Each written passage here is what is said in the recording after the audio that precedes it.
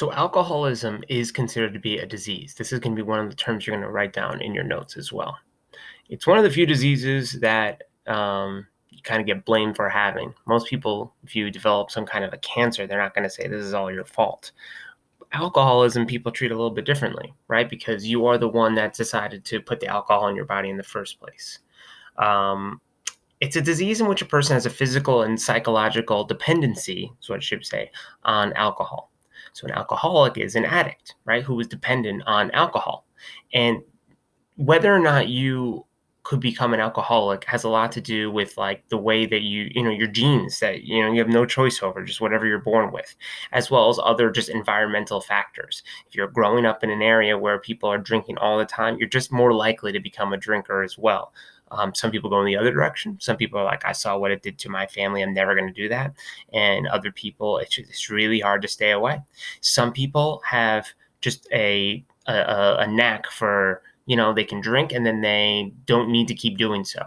Other people, once they start drinking, they can't stop and they become like a different person when they're drinking. And it's really sad to see. And those are some of the symptoms of alcoholism.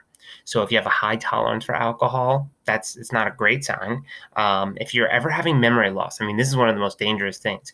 People sometimes think, well, I don't know what I did during that. I can't be held accountable for that. But of course, even if you have no memory of what you did, if you did it, even if it isn't your current conscious state doing it, you're still responsible for any of the damage that was caused during that, whether that's physical damage, getting behind the wheel, God forbid, or even just like emotional damage that you cause to, losing friends. All that, there are real consequences that can happen after a night of drinking.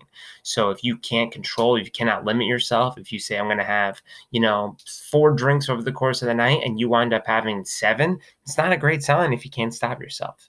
Also having withdrawal symptoms, sometimes hallucinations, not being able to coordinate yourself, and other types of disruptions. So here's some of the factors affecting alcoholics. There is a genetic link. So if your parent or a grandparent was an alcoholic, it's very likely that you might have that gene that makes you more prone to become an alcoholic as well. So children of alcoholics are 4 times more likely to become alcoholics themselves. A lot that has to do with culture too. In some houses, there's like a culture where people are in recovery, as they call it, and you might be less likely to drink around them at social occasions. Other cultures, it's really common to always have wine out at a meal or something like that. And that can be tough for certain people, right? It just reinforces the idea that you should always have a drink when there really shouldn't be any reason why you should be allowed to refuse a drink if you don't feel comfortable having one. Some people, when they get stressed out, they drink. Not the best solution for that. There's other ways to relieve stress other than having alcohol. And, media also contributes to this because oftentimes you see in a lot of, commercials or movies, people drinking and it looks like they're having fun. It looks like you have to have a drink in your hand or be drinking something alcoholic to have fun at a party. You really don't. There are other ways to have fun. Let's talk about addiction. Okay. You're going to want to, pay attention to this one, okay? On the underlying part of what you're going to write down in your notes. So the first thing that has to happen in alcoholics recovery is you have to admit that you have a problem. That's the first step. You have to ask for help. There are things you can do. You're going to want to detoxify your body. You have to get rid of the alcohol in your body and start to adjust to a life without alcohol in there. And there are different types of support groups that you can go to. So this is definitely one you're going to want to write down. Alcoholics Anonymous is one of them.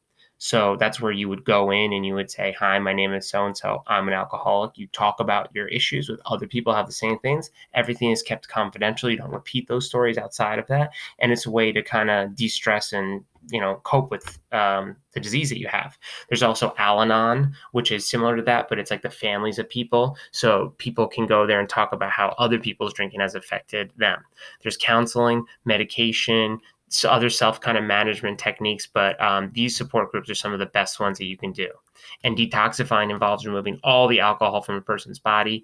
From an alcoholic, you're going to go through withdrawal. So it could be shaking, problem sleeping, very irritable, sweating, rapid heartbeat. All of these things can also be in a small version what happens during a hangover as well. But this is it's a long process sometimes to getting completely clean and withdrawing from alcohol. But it's so important if you want to live a long and healthy life.